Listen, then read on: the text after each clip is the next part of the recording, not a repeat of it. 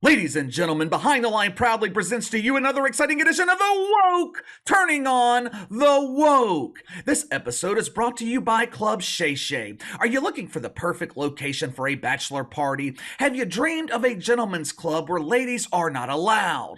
If so, call today and book your party at Club Shay. Club Shay Shay features legendary dancers like Chad Thundercock. If you're looking to be hypnotized, experience the mesmerizing moves of the dancing queen Jackie Mahomes.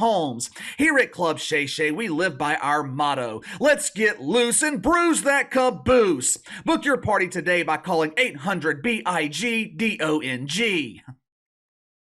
You know, years from now, 10 years from now, when we look back at the decline of major media, there's going to be studies done on the drastic fall from grace at CNN. 3 years ago, CNN was the #1 network on cable, not cable news. CNN was #1 in prime time in all of cable. They were beating Fox News, they were beating MSNBC. Hell, CNN was even beating the worldwide leader in woke, ESPN. They had tapped into a formula that worked, at least temporarily. Demonize Donald Trump, Orange Man bad, and put fear into your audience of lonely men by hiring actors like Chris Cuomo. Hey, it's me, Chrissy C. They hired actors like Chris Cuomo to act out horrific scenes of what it was like suffering through the Fauci fungus. Out of the 3 major cable news networks, CNN has always benefited the most when major news breaks across the country, across the world. For some reason, when there is mass violence or there's thousands of shitfucks defecating in the streets and calling it a peaceful protest, CNN will see a spike in their ratings. But over the last 18 months, ratings at CNN have disappeared faster than a tube of Preparation H at the Butt Bongo Festival. Multiple people have had their media careers buried in the woke cemetery because they were partially blamed for the decline at CNN. The donut diva Brian Stelter, Don Lemon, former CNN president Chris the Bongo Licker. They have tried several approaches to boost ratings. CNN tried appealing to a younger audience in prime time by building their primetime lineup around Caitlin Collins, Katie Roo. They didn't want to neglect their core audience of people knocking on heaven's door, so in the midst of all the firings, all the layoffs, CNN, they decided to keep fossils like Wolf Blitzer. Woof. Andy Cooper, he's got endless job security since he provides representation for the G's. CNN was so desperate for ratings, they paid millions of dollars to bring in Charles Barkley and some Oprah lackey named Gayle King. They're paying millions for King Charles for the duo to set record low ratings in prime time. But that's okay. That's okay. All those decisions, which continued CNN's streak of huge embarrassing failure, those decisions were made before Mark Thompson took over the network. Mark Thompson had a brilliant idea to boost ratings in prime time. Even though it's only temporary, even though it's only for one night, they hoped it would bring younger viewers to the network. They hoped younger viewers would be entertained enough to stick around and watch the other unentertaining garbage that CNN has to offer. Classic shows like Who's Talking to Chris Wallace? A better question would be, why does CNN seem to have a boner for people with 2 first names? Abby Phillips, Chris Wallace, Andy Cooper, Oliver Darcy. I don't even know how to explain a name like Wolf Blitzer. I mean, how can a man named Wolf be less intimidating than a kitten? And speaking of Oliver Darcy, he had a big problem with Mark Thompson's idea to temporarily remove water from the sinking Titanic. You see, Mark, his strategy was to give Vivek Ramaswamy a town hall. He gave Vivek Ramaswamy a full hour in prime time on CNN to appeal to voters in Iowa and across the country.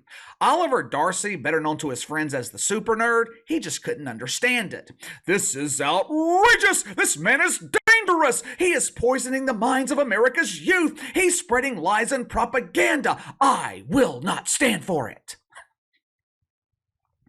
Vivek Ramaswamy spreads lies and propaganda? Sounds to me like he'll fit right in at CNN.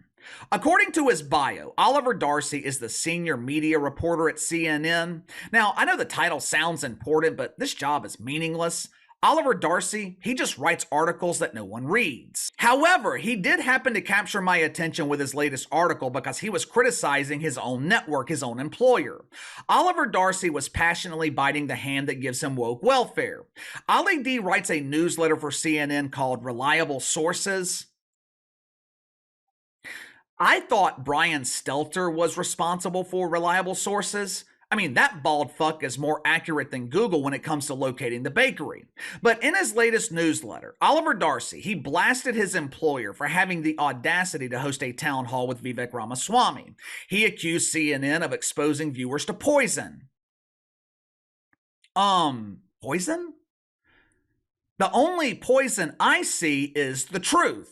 I guess Oliver Darcy is partially correct here since the vast majority of CNN's audience is allergic to the truth. He also questioned this decision because Vivek Ramaswamy's polling in the single digits, and Oliver Darcy claims that Vivek Ramaswamy is struggling to remain relevant. How can a senior media reporter be this dumb?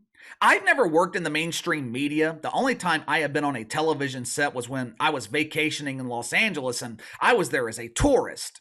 But how can I figure out why CNN would give a full hour in primetime to Vivek Ramaswamy and their overpaid senior media reporter is perplexed by this decision?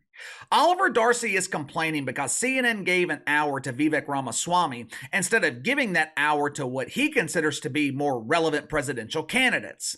How come we didn't give an hour to Robert Kennedy? What about Nick Haley? Nick Haley is amazing! Robert Kennedy? I didn't know Bob Kennedy was still running for president. And I don't know about you guys, but I have heard enough from Nikki Haley. And also, CNN did give a full hour to a more relevant candidate. Matter of fact, if I remember correctly, CNN gave almost 2 hours to the most relevant candidate in this campaign. Back in May, CNN gave America the pleasure of witnessing Donald Trump absolutely eviscerate Katie Rue Collins. Guess who complained about it?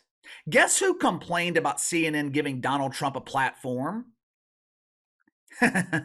Their senior complainer, Oliver Darcy. It is not hard to figure out why CNN didn't give this platform to Nikki Haley. She's got the charisma of a flatulating yenta. Nikki Haley opens her mouth, that toxic gas escapes, and viewers, they run in the opposite direction. And due to their recent struggles, CNN, they don't have the catering budget to host a town hall with Chris Christie. Hell, they had to fire Brian Stelter because he was consuming too many donuts. Can you imagine the catering expenses if CNN hosted Chris Christie? Not to mention the added expense of having to rent heavy equipment. CNN, they would need a crane and a forklift just to get Chris Christie into the arena. Well, KC, what about Ron DeSantis? I mean, Ron DeSantis, he's okay. If Vivek Ramaswamy had Ronnie's resume, he would be the biggest challenger to the Orange Man. There is no denying the fact that Ron DeSantis, he is an excellent governor. But my biggest concern with him, I just don't think he's got the charisma to appeal to a national audience. Ronnie Mantis, he's not appointment television. In my opinion, Vivek Ramaswamy, he is appointment television. CNN didn't give him an hour because they wanted to give him an opportunity to boost his campaign. CNN gave Vivek Ramaswamy a platform because he's the most interesting candidate. He's the most entertaining. At the end of the day, that's what cable news is all about, entertaining your audience. And you can make a strong case that's what presidential elections are about. Just think about it. Who was more entertaining, Barack Obama or John McCain? Barack Obama or Mittens Romney? Poor Mittens, he couldn't entertain a litter of kittens with a handful of tuna.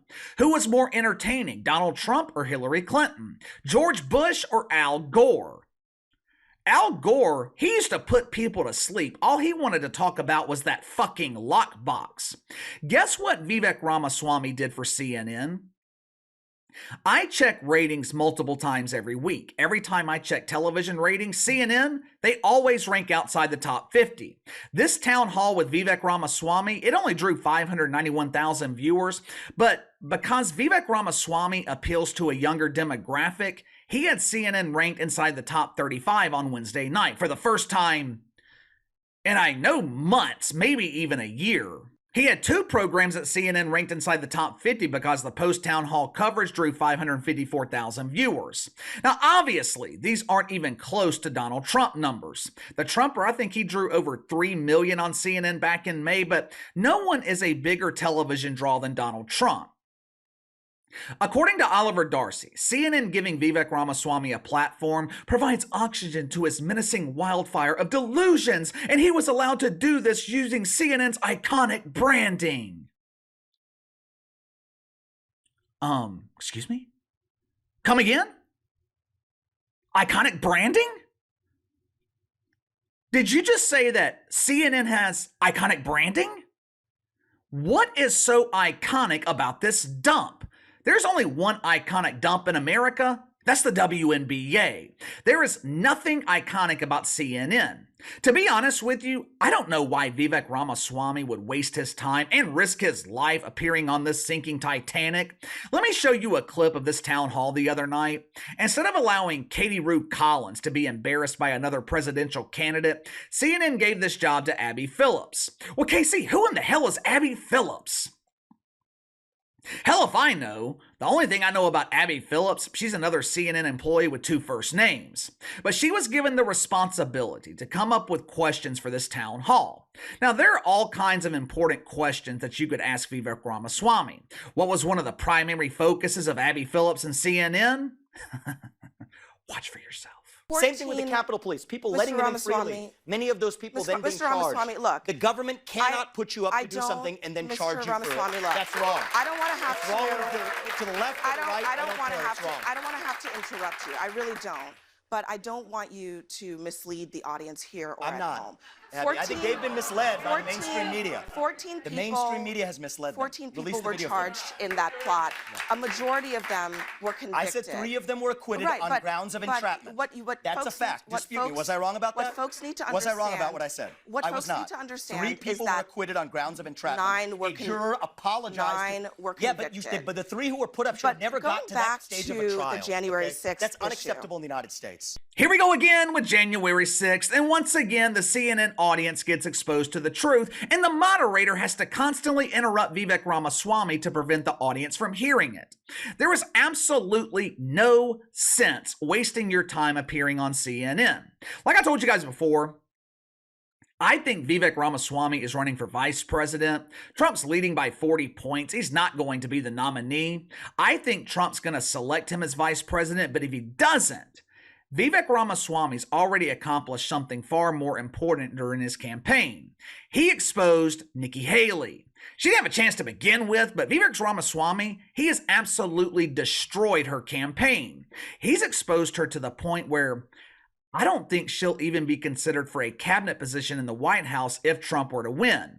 He destroyed her reputation. He highlighted her alleged corruption. He's also highlighting the corruption throughout the mainstream media. You gotta wonder why the media is fighting so hard against Vivek Ramaswamy and why the mainstream media has all of a sudden fallen in love with Nikki Haley.